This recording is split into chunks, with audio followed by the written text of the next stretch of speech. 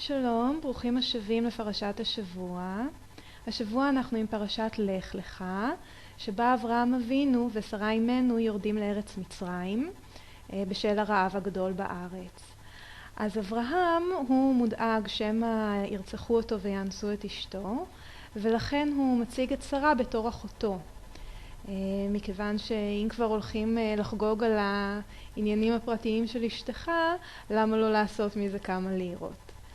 אז כן, שרה אישה צייתנית, וכשפרעה לוקח אותה היא מה שנקרא סוגרת את הפה ופותחת רגליים, או להפך, תלוי מה פרעה מעדיף. והטריק הזה אכן עובד מצוין. אברהם יצא בסופו של דבר ממצרים כבד מאוד בזהב, במקנה ובכסף, כמו שמספר לנו הטקסט. ולמעשה, לאור ההצלחה המסחררת הזו, הוא עוד עתיד לחזור על השטיק הקטן הזה עם אבימלך מלך פלישתים, ואפילו להמליץ לבנו יצחק על הסטארט-אפ המטורף הזה שהוא פתח בין הרגליים של אשתו, ויצחק אכן ייתן את רבקה לאבימלך מלך פלישתים בעצמו. כן, לא כל כך נעים לגלות שאבא שלנו סרסור ואמא שלנו זונה, אבל מה לעשות, משפחה לא בוחרים. עכשיו, הייתי רוצה לדלג מעל האזכור הבעייתי לכאורה של פלישתים, כ-700 שנה לפני שהארכיאולוגים וההיסטוריונים טוענים שהתיישבו פלישתים באזור, ולגשת לפסוק שבו אלוהים מבטיח לאברהם אבינו מספר צאצאים כמספר הכוכבים בשמיים. אז חלקכם אולי לא יודעים שמספר הכוכבים בשמיים מצוין במפורש במסכת ברכות בתלמוד הבבלי.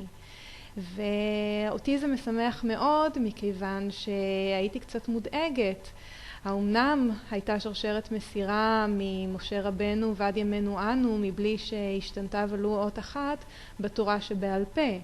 בכל זאת היה לנו את התקופה הבעייתית הזאת של 500 שנה של עבודת אלילים שבה נשתכחה התורה, עד שהמלך יאשיהו מצא בעזרת השם ספר תורה בבית המקדש. אבל התורה שבעל פה, האם היא נמסרה מאב לבן לאורך כל ההיסטוריה? ובמיוחד מתעורר החשד למראה דברים מוזרים קצת שמוזכרים בדבריהם של חז"ל, כמו למשל השמש שסובבת את כדור הארץ, חיה שחציה עכבר וחציה אדמה.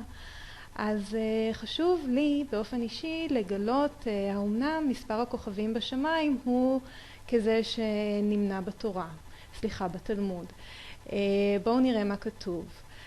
אלוהים ברא י"ב מזלות, ועל כל מזל 30 חיל, על כל חיל 30 ליגיון, וכן הלאה אמרה טון, קרטון, גיסטרה, ועל כל גיסטרה 365 אלפי ריבוע כוכבים. כל המספרים האלה מסתכמים ל1 עם 18 אפסים אחריו. וכאן הייתי רוצה להביא קטע מסרט ההחזרה בתשובה, חביב עליי באופן אישי, של כבוד הרב אמנון יצחק, לראות מה הוא יכול לספר לנו על המספר הזה.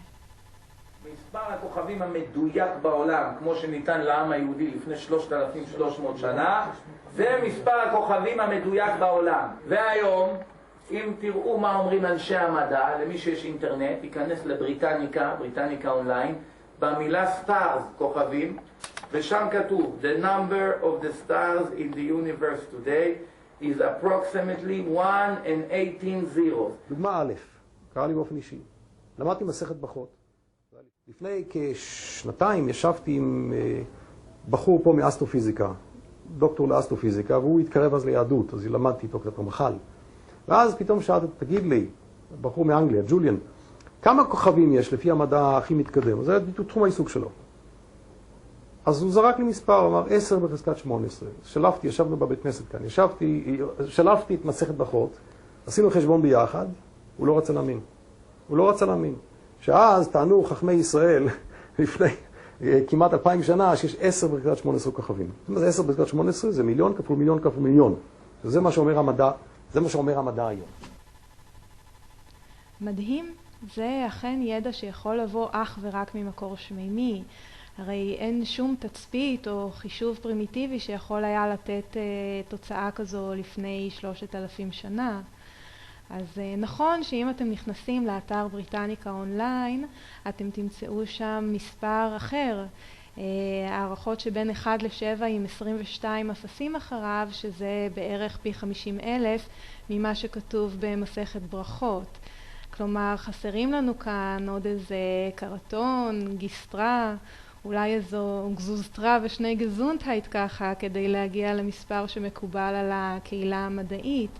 אבל לנו יש את דוקטור ג'וליאן, שאם רק נוכל לאתר אותו, אני בטוחה שהוא יוכל להראות לנו תצפיות וחישובים שתומכים במספר הזה שכתוב בתלמוד, ושמשום מה המדענים הכופרים של נאס"א מסרבים לקבל אותו.